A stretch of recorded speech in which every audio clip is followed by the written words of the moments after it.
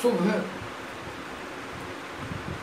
हिंदी महीने का प्रथम दिन, साल का नवरात्र का, आज से नया साल हिंदी में स्टार्ट होता है। और संकट की इस घड़ी में कोरोना वायरस के चलते आज देश जिस संकट से गुजर रहा है, इस पवित्र धरती पर ऐसा नहीं होना चाहिए। अगर हुआ है तो इसके कहीं न कहीं हम स्वयं जिम्मेदार हैं। फिर भी इस पावन तट पे माँ गंगा यमुना सरस्वती के दरबार में, ग्राम सुमेरी के पूरा में, ये माननीय श्री राम दुलारे यादव के दरबार में यह मर्यादा पुरुषोत्तम प्रभु श्री राम की 9 दिवसीय कथा का शुभारंभ आज प्रथम दिन, नवरात्रि के पहला दिन। आप लोग सावधान हो जाइए और प्रेम से भगवान की कथा को श्रवण करें।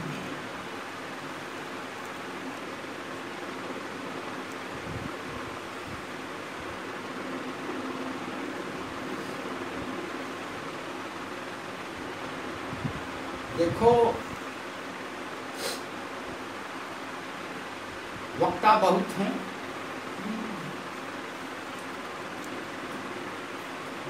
ये भारत भूमि है, वीरों से पृथ्वी खाली नहीं है, और इसी तरह व्यास से भी पृथ्वी खाली नहीं है। जिसका जैसे भी ईश्वर ने बुद्धि ज्ञान दिया है, उस मुताबिक इस व्यास गद्दी से वो भगवान के गुणगान को करता है। कथा कोई भी हो, चाहे वो शिव कथा हो, चाहे भागवत हो, चाहे राम कथा हो या देवी कथा हो, सबकी धारा उसी ईश्वर से ही मिलती है। चलिए हम अपने राम कथा की ओर चलते हैं। प्रथम दिन कथा का महात्म्य। कथा के महात्म्य के साथ साथ हमारा क्या महात्म्य है, हम कैसे इस धरती पे आए, हम कैसे इस धरती पे अपना जीवन जी रहे हैं और किस भांति हमें जीना चाहिए, ये हमें जानना बहुत जरूरी है।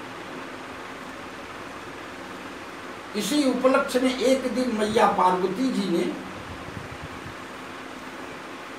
बहुत सर धज कर बाबा भोलेनाथ के सामने पहुंची और हाथ जोड़कर जो है, बाबा ने देखा कि आप तो जगदम्बा बड़ी प्रसन्न है, और मैया को देखते ही बाबा जो है प्रसन्न चित्त से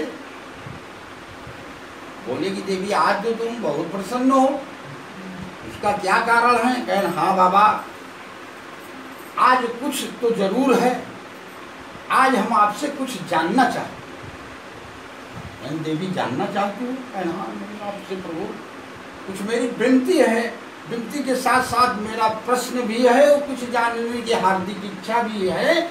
वो इसलिए इच्छा है कि पूर्व जन्म में जो मैंने गलतियां की वो इस जन्म में न हो, ये मेरे आगे की दुर्गति इस तरह जैसे हमारे पूर्व जन्म की थी, इसलिए वो हम गत में मैं दोबारा नहीं जाना चाहता हूँ, जानी चाहती हूँ।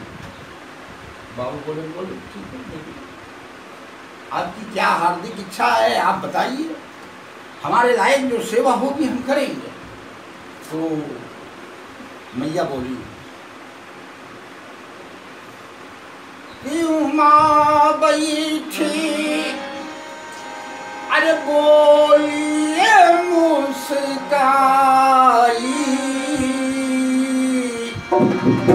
अपूर्व जन्म कथा चित आई, राम सिया राम सिया राम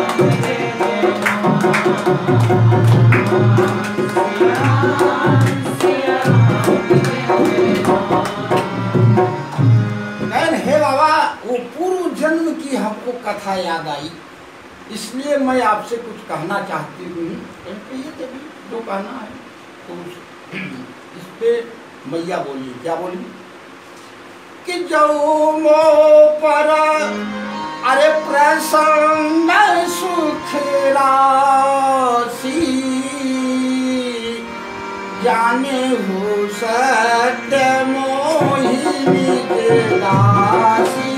राम सिया राम जय जय राम, राम सिया राम जय जय राम। तौ प्रभु हरहु,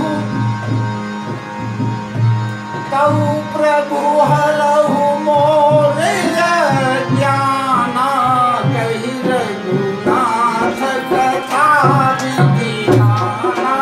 राम सिया राम जय जय राम, राम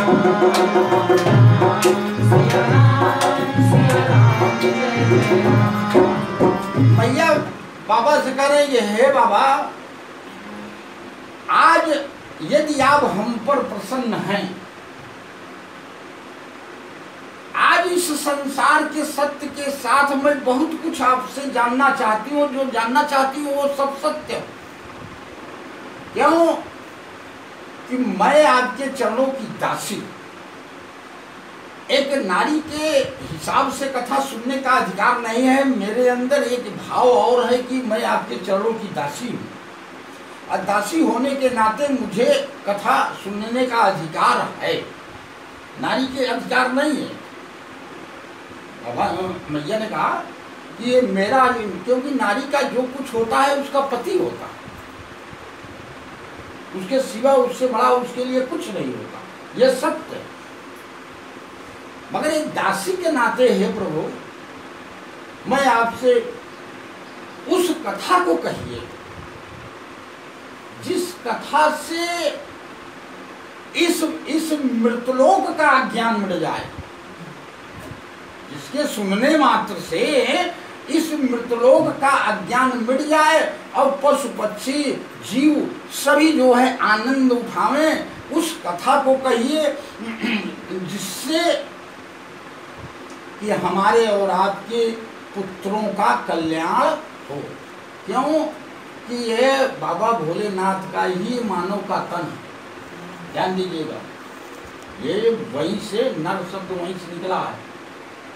नर शब्द जो है बाबा के दरबार से निकला है। आधा न शंकर जी का और आधा पार्वती जी का मिला के नर बनता है, समझिए। और 3.5 अक्षर पार्वती मैया का हाथ है और 3.5 अक्षर बाबा भोलेनाथ का नाम है, और 3.5 हाथ की शरीर बनी। ये संसार का आकाश सत्य है, इसको कोई भूल नहीं सकता। इसको झूठ, इसको आप ठुकरा दोगे तो निश्चित है कि आप अपने आप से धोखा कर रहे हैं। इसको जान लीजिए आप, पहली चीज। दूसरी चीज, और आगे उन्होंने क्या प्रश्न किया कि विश्वनाथ अरे ममनाथ पुरारी,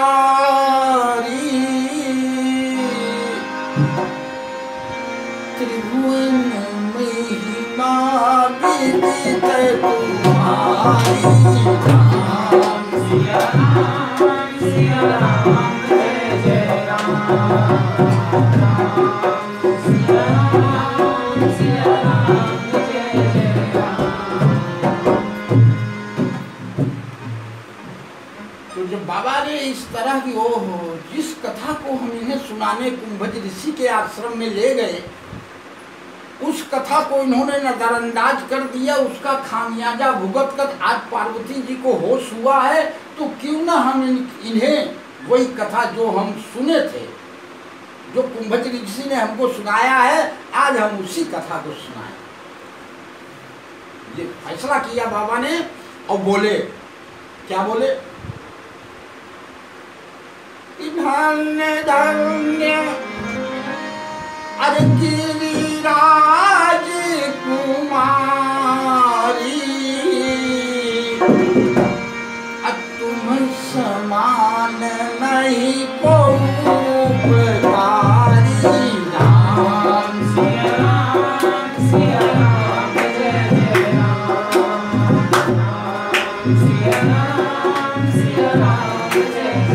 बाबा ने कहा है देवी क्यों ना आपकी जो ये उपकार की भावना है कि जितने भी हमारे जो है बच्चे इस मृतलोक में विराजमान हैं उनके हित के लिए, उनके अज्ञान मिटने के लिए आपने उस कथा का जो है आपने अनुग्रह किया है श्रवण करने के लिए कि पूछे रघुपति अरे कथा प्रसंगा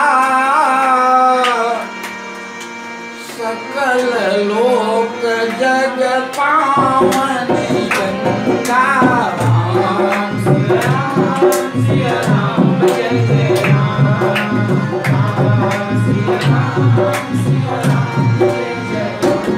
आपने उस कथा को पूछा है जिससे यह पूरा मृतलोक ही पावन पवित्र हो जाता है। जिस तरह गंगा का दर्शन करने से सारे पाप एक क्षण में मिट जाते हैं, सकल लोक जग पावनी गंगा, जिस तरह इस मृतलोक में गंगा का दर्शन करने मात्र से प्राणी का जो है सारे पाप धुल जाते हैं, उसी प्रकार इस कथा को सुनने से जीव के अज्ञान मिट जाते हैं और उन्हें भक्ति का साधन प्राप्त होता है। इसलिए मैया ने प्रश्न किया था। और आगे बाबा ने क्या कहा कि राम कथा अरे सुंदर करतारी असहज उड़ावन हारी राम सिया राम सिया राम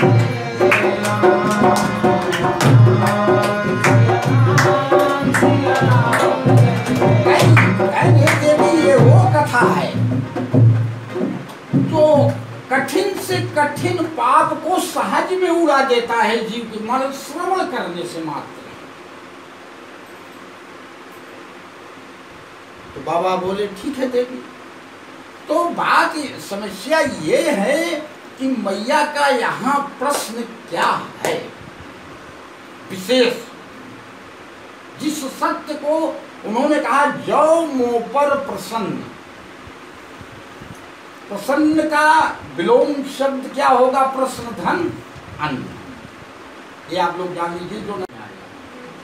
प्रश्न धन अन्न, एक इसमें अन्न क्या है, अन्न है जौ, क्या है जौ, और जौ अन्न है तो जौ क्या है, एक बीज, एक बीज। वो बीज कैसा है कि जिस बीज से आज ये सजा है मृतलोक, इसको उगाने वाला, मतलब एक बीज है तो इसको उगाने वाला कौन है।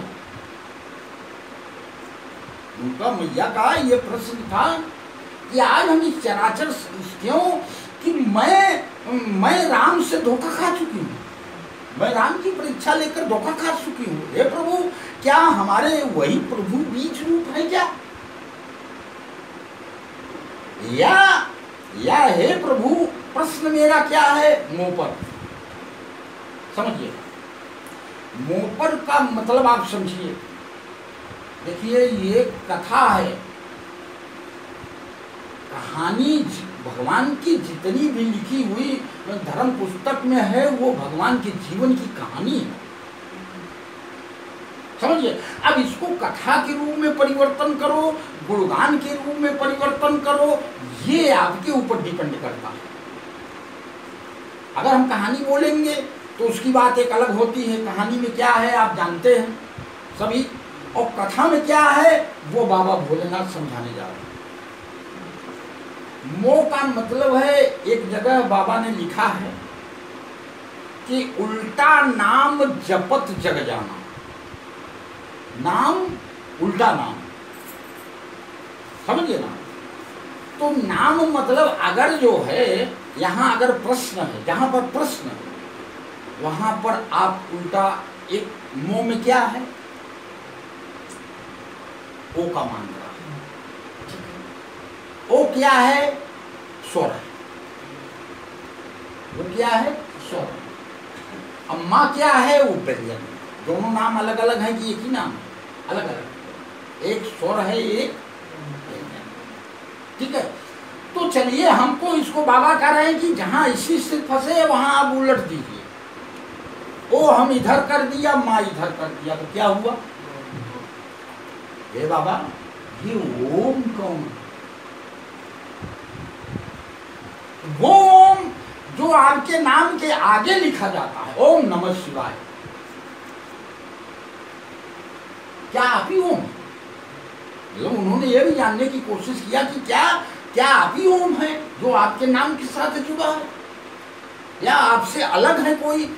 मगर आपके नाम के पहले जुड़ा है तो इसका मतलब है कि वो आपसे बड़ा है। वो ओम शब्द शंकर शब्द से या शिवाय शब्द से ओम बड़ा है, तभी तो आपके नाम के आगे है। जैसे सीताराम तो जानकी जी बड़ी है, ये सत्य है, उनमें संदेह नहीं है। तो इसी प्रकार मैया ने उनसे प्रश्न किया, तो ये कहीं ये ओम कौन? दूसरी चीज क्या बचा? अब पा और रा, मो प र। पा का मतलब होता है इसमें स्वर नहीं है, इसमें केवल व्यंजन व्यंजन, समझ गया? तो इसको जो है कहें कि जब देव समाज, जब वह परम शक्ति मन को कहा, मन को वो जब पृथ्वी गौ बनकर देव समाज के सभा में मौजूद थी, उस वक्त आकाशवाणी हुई थी, और उस वक्त आकाशवाणी में ये शब्द आया है। क्या आया है? कि नारद बचन हर सत्यमयी करी हूँ, परम शक्ति समेत अवतरी हूँ। राम सिया राम सिया राम सिया राम। आकाशवाणी में सुनाई दिया कि नारद वचन सत्यमय करी हूँ, परम शक्ति समेत अवतरी हूँ। तो ये पासे वो परम शक्ति, क्या वही परम शक्ति जानकी जी है कि इसके अलावा और कुछ है जिसका मैंने भेष बनाया था, जो हमको उनका भेष बनाने के कारण हमको अपना भेष मिटाना पड़ा? और रा का मतलब आप समझ सकते थे कि वही राम जी जिनकी मैंने परीक्षा ली थी, ये उनका प्रश्न था। तो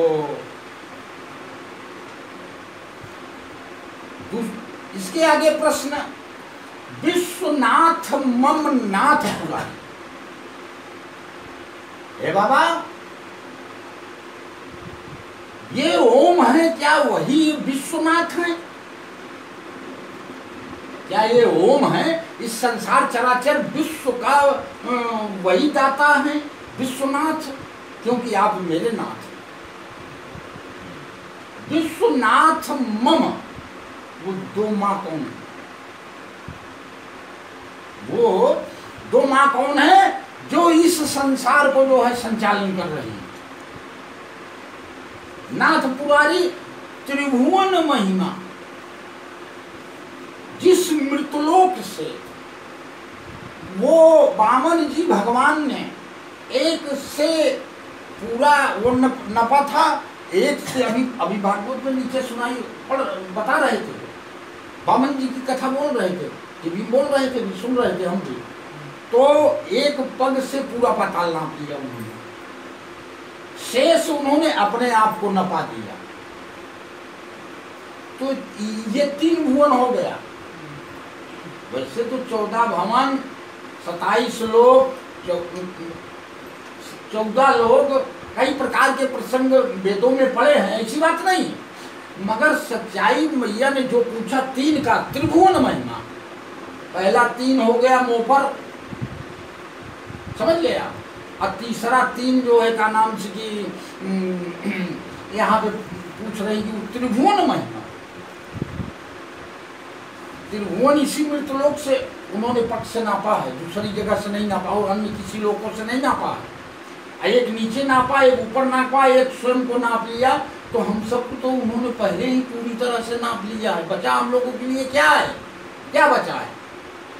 अरे जब तक जीवित है, जिस क्षण तक जीवित है, बस वही तक यही सब कुछ बजा रहे, नहीं तो बाकी क्या है? इंसान जा रहा है और जाने के बाद जो है एक्सीडेंट हो जा रहा है, वो चला जा रहा है, उसका क्या है? ये कर्म जो आप कर्म कर रहे हैं, जो आप जो है धर्म कर रहे हैं, जो इस जैसे ये उम्र है आपकी पढ़ने की, तो आप लोगों का पढ़ाई में ध्यान बराबर लगा है, इसलिए ये आपके लिए सही है। क्योंकि गृहस्थ बहुत सबसे बड़ा आश्रम है, याद रखिएगा, गृहस्थ आश्रम सबसे बड़ा है। अब बड़ा होकर अगर कोई छोटे में रहने जाएगा, भाई हम जिस गृहस्थ में, भाई इसमें से तो लोग मजबूरी में निकल कर जाते हैं। आप कितने संतों से जानकारी कर लीजिए, किसी न किसी कारण पर संत हो गए हैं, एकाध बिरला अपनी मर्जी से होगा, ये भी मैं जानता हूँ। तो जिसको जो श्रेणी, 4 श्रेणी है, 4 श्रेणी में लास्ट श्रेणी गृहस्थ की, ऐसे बड़ी दूसरी श्रेणी नहीं है। और जितने जीव हैं सब में श्रेष्ठ मानव, ये भी सही है। तो भगवान तो इसी पे, इसके अंदर, इस शरीर के अंदर जितनी भी इंद्रियां हैं, जितने भी हैं, इसके अंदर 3 सृष्टि है। प्रत्यक्ष, अप्रत्यक्ष, कारण, 3 शरीर है। इस बात को हमारे गुरु जी भी बोलते हैं, कृपालु जी महाराज। और तीनों श्रेणी के तीनों अलग अलग है। इसकी व्याख्या तो हम बाद में करेंगे, हम 9 दिन का समय है, इस दिन पे हम बोलेंगे। इसके कौन कौन संचालक हैं, कौन कौन इसके तीनों के अलग अलग संचालक हैं, तीनों के अलग अलग नियम हैं और तीनों के अलग अलग काम, समझिए। तो इस तीनों पर हम बोलेंगे, वो अवसर आएगा, वो बीच में 9 दिन के अंदर या जो भी समय होगा, वैसे तो 21 दिन का समय है, तो इसमें हम बोलेंगे। तो आज यहाँ समस्या ये है कि मैया जो है पूछ रही, बाबा जब आप जानकारी करने के लिए मैया पूछ रही है कि हे बाबा उस कथा को कहें। इसमें बाबा ने कहा, पूछे रघुपति कथा प्रसंगा और सकल लोक जग पावन गंगा। सकल लोक का मतलब भाई कथा मृतलोक में हो रही है, तो सब लोग कैसे पवित्र होंगे? क्योंकि ये सब मिला के इसी मृतलोक को केवल एक ऊपर एक नीचे मानो, यही इतना ही सब कुछ करे। सकल लोक, अब कथा यहाँ बोली जाएगी, हर लोक का कल्याण कैसे हो जाएगा? जैसे भगवान ने एक पग से पूरा नाप लिया, एक पग से, वो आज पग कहीं गया नहीं है उनका। अगर वो ऐसा करते ना तो ये ब्रह्मांड टिकता ना। इसको याद कर लीजिए, जो है कहने के लिए चाहे जो सोचे चाहे जो कहे, अगर भगवान ऐसा किए नहीं है, ये प्रयागराज हनुमान जी के पेट में बसा है, नहीं है तो इसको मैं इतने नजरों से देखा है, नहीं अगर विश्वास है तो हम किससे कहूं जो सच माने, किसको दिखाऊं जिसके पास आंख हो? आंख वाले को दिखाया जा सकता है ना, सबको नहीं दिखाया जाता। और जिसके आंख बनी वो प्रयागराज में देखा है, प्रमाण है, जाके पूछ लो रोड पे हमारे। प्रयागराज जी दर्शन दिए हैं, प्रत्यक्ष देखा है, 5 बच्चों की शपथ देखो तो तभी कहेगा वो, एक ही आदमी है उसका साक्षी। अब जान लीजिए सच्चाई को हर जगह प्रदर्शित नहीं की जाती। 2 लाख खा के बीच पकड़ चले जाओ, यह सच्चाई कहती है। हम उसमें के। चलिए ठीक है। तो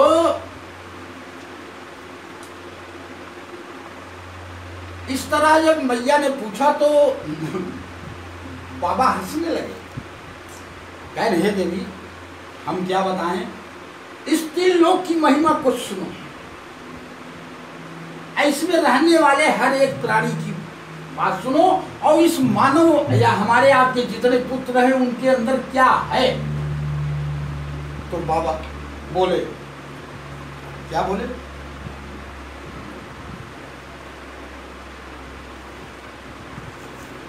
हाँ एक प्रसंग और है, छोड़ दिए हम, उसको भी सुन लीजिए, याद आया। उन्होंने, मैया ने उसी बीच में एक बात ये कही, है प्रभु इतना तो हमको बता दीजिए कि ये रहते का,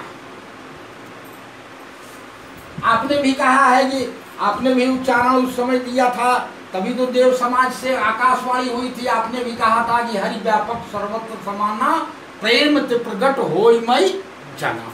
तो मानव में कहाँ भगवान है? मानव है जो हमारे आपके बच्चे हैं, उसके अंदर परमात्मा किस जगह है,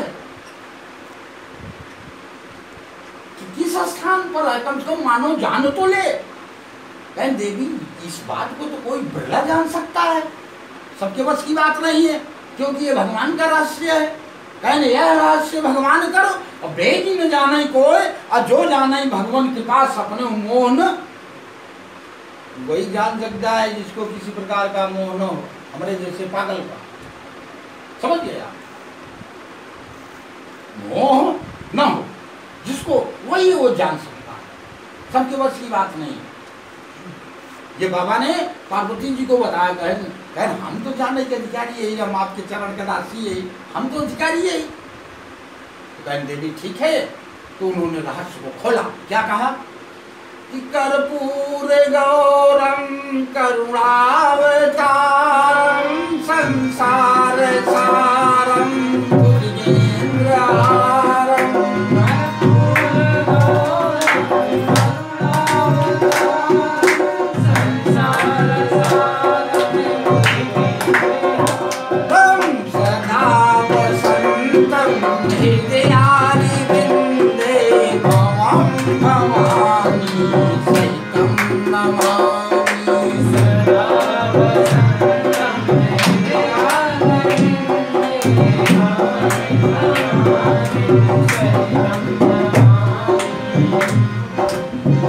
बाबा ने कहा हे देवी कर्पूर, कर माने क्या होता है आप जानते हैं? कर माने क्या होता है? आप पढ़े लिखे बच्चे बोलो। हाथ होता है, ये हाथ हुआ, कर माने हाथ होता है। पूर, पूर का मतलब बड़ा उपमांतरा है, क्या है इसमें? एक स्वर, पा में एक स्वर है, एक व्यंजन है, तो इसको हमको पलटना पड़ेगा। और जब बड़ा ऊक मांत्रा हम पा के आगे लगा देंगे तो क्या बनेगा? ऊपर बनेगा। हाथ के ऊपर, हाथ के ऊपर क्या बचता है? अब हाथ के ऊपर जितना जाना चाहते हो जाइए, किसी लोक में जाइए, वो बात की बात है, मगर आपके करीब में क्या है? मानव में जब उन्होंने पूछा कि मानव में वो है कहाँ, तो उन्होंने बताया हाथ के ऊपर। हाथ के ऊपर क्या है? खाने वाला सिस्टम है, देखने वाला सिस्टम है, सुनने वाला सिस्टम है, जानने वाला सिस्टम है। अरे बताइए इस हाथ के ऊपर है क्या नहीं? आप सोच लीजिए, आपके कान हैं, मगर इसके लिए कहा गया है बिनु पग चले सुने बिनु पाना, और बिनु कर कर्म करे बिना। बगैर हाथ का चलता है, बगैर हाथ पांव को कर्म करता है, और बगैर कान का सुनता है, बगैर आंख तो तुम्हारी है। जब तुम्हारी आंख है तो तुम्हारी आंख से वो देख रहा, तुमको मालूम नहीं। भाई सोझे तो है। अब हम अभी पूरा इसको फोड़ देंगे तो इसको पूरा, अगर कर्पूर पूरा अगर फोड़ देंगे तो इसके अंदर ढेर आएगा, इसके अंदर बहुत कुछ कुछ रहस्य मिलेगा आपको। तो हम केवल वही शब्द है जो मोपर पे है, वह पर हुआ है। पूर्व उनको मात्रा हटाई जब हो तो पर ही हुए, वहां है मोपर, यहाँ है पूर्व। कहन बाबा कहन का कहन चलिए हम इस चीज को मान लेते हैं। भाई दोनों जने पसंद किए थे, तो उन्होंने कहा कि चलिए हम इस चीज को मान लेते हैं कि हाथ के ऊपर भगवान हो गया तो नीचे भगवान नहीं है क्या? भाई प्रश्न तो बनता है। आपने एक धुरी रख दी कि हाथ के ऊपर जितना सिस्टम है वो उस परमात्मा का। तो मैया ने कहा कि बाबा जी नीचे गए, तो नीचे के विषय में क्या बोले बाबा सुनिए। किछुत जल पावक हर गगन समीरा, पांच तत्व यह अधम शरीरा।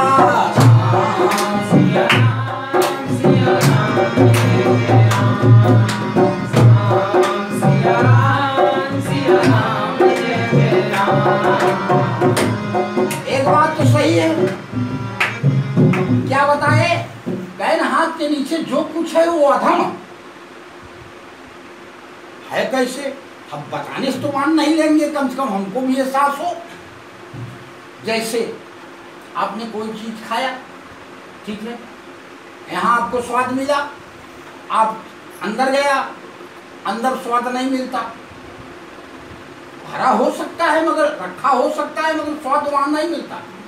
और जब अंदर वाला इस पे आता है, जबान पे अंदर वाला जब आता है तो कैसा स्वाद रहता है? जैसे हिचिक भाई तो उल्टी भाई, आप उल्टी मान लीजिए उसको, अगर उल्टी हुई तो उसका स्वाद कैसा होता है? अच्छा लगता है? अच्छा लगता हो तो बोलो। तो इसलिए ये साबित करता है बाबा ने जो लिखा है, भोले जो बता रहे हैं वो सत्य है। इसके नीचे अधम है। इस अधम से क्या अधम करोगे तुम? अगर कोई चीज सोचोगे तो यहां से सोचोगे। ओ हाथ केवल आपका बचा है। क्या बचा है? हाथ। और इस हाथ के विषय में बाबा ने कहा है कि जाके हृदय भगत कर प्रीति।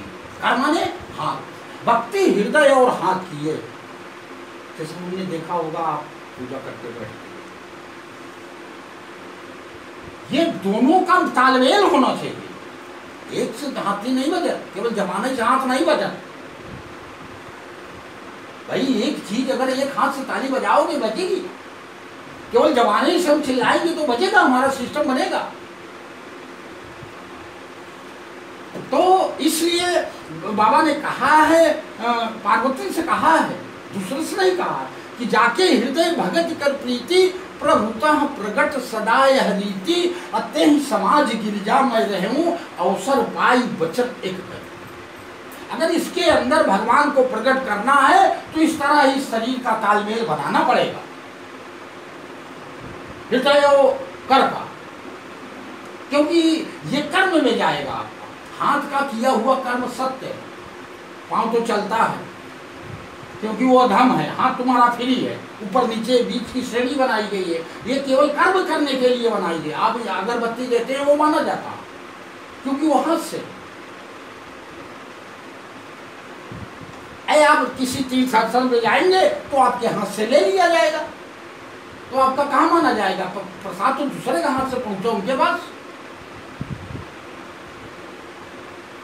आप तो खाली गए और खाली लौट के आए। ऐसा नहीं है, जाने का श्रेय मिलता है मगर जो मिलना चाहिए उनको नहीं मिला। तो बाबा बोले, हे देवी, सुनिए, इस जहाँ आपने महात्म पूछा है, आपने जिस परमात्मा के पूछा है, मैंने उसी परमात्मा के मुखार बिंदु से सुना, वही राम जी के मुखार बिंदु से मैंने सुना है। और वही वो उस वक्त की समय था जब मौजूद था, जिस विमान से मर्यादा पुरुषोत्तम राम जी पुष्प विमान से रावण को का संहार करके, और जब वो अयोध्या पे वो मंडराने लगा तो प्रभु राम जी हमारे बोले, अब मैं हनुमान रूप में मौजूद था और मैं भी उनके साथ साथ उनके दर्शन के लालच से मैं एक अखंड रूप से उनके साथ जुड़ा अलग से। तो मैया ने कहा ठीक है बाबा, हमको ज्ञान कराइए। तो भगवान भोलेनाथ बोले, क्या बोले? यहाँ भानुकुल हर कमल दिवाकर, कपिन देखावत नगर मनोहर।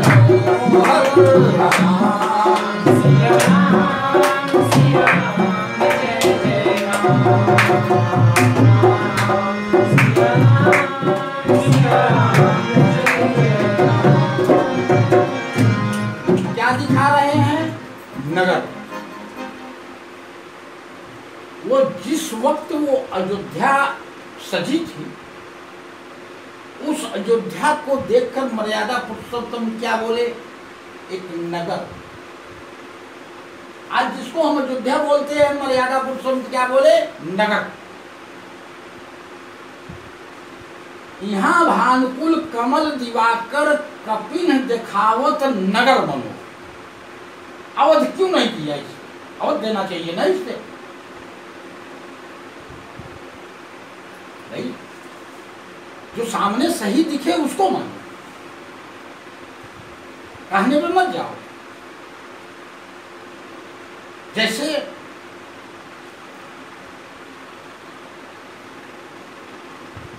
आगे बोले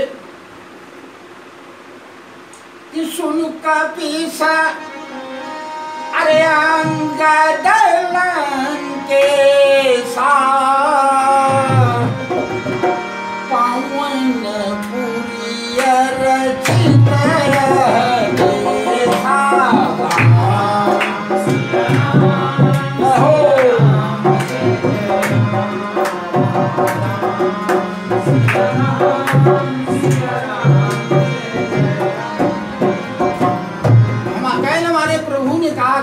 बाबा भोले बोले कि हे देवी, हमारे प्रभु ने कहा सुन कपीस अंगद लंकेश।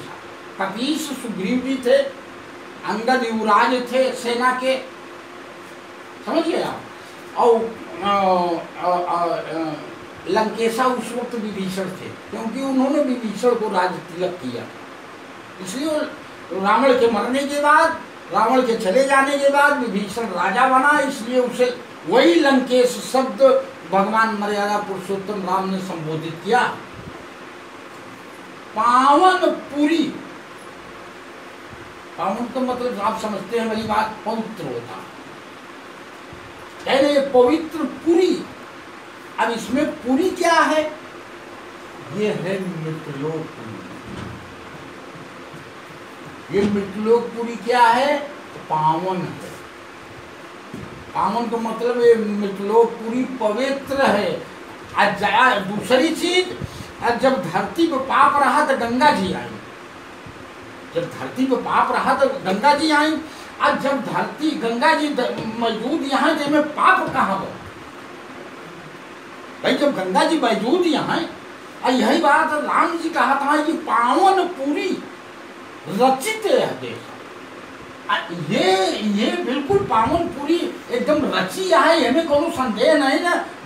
जो आदमी जो कर्म करने आया है वो कर रहा।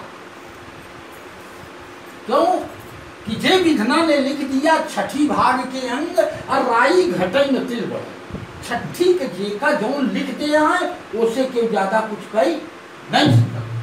तो जब इस चीज को जानत रहा है तो किसी बात को बुरा नहीं मानना चाहिए। समझ गए आप? हमेशा ध्यान दे चाहिए चीज। अगर भाई ऊपर जानत ना रहा, ऊपर पालन करबे, पालन में आए उनका नाम से कि फल जाने में नहीं आए, जानना अधूरा है पालन, क्योंकि वो यहीं तक काम देगा जब तक ये संसार है। अब मानना वो आपको आगे पीछे भूत भविष्य सब तय करता रहेगा, मानना। समझ गया? मानना वो हमेशा आपका तय करेगा। जानना वही हो गया कि एक हाथ से मारे, ये आपको दिखेगा कि हम ताली मार रहे हैं मगर बची नहीं, इस तरह होगा। तो उन्होंने कहा पावन पूरी रचिते है देश। ये देश कौन सा देश? भारत भूमि को उन्होंने देश, ठीक है, इसको जो है इसको मृतलोक का, पूरे जो है विश्व को उन्होंने एक मृतलोक की उपाधि दी है। केवल अयोध्या को जो है नगर कहा है उन्होंने। याद रखिए इस सच्चाई को, समझिए आप। तो क्या हुआ आगे, क्या बोले कि यद्यपि सब वैकुंठ बखाना, वेद पुराण विदित सब माना।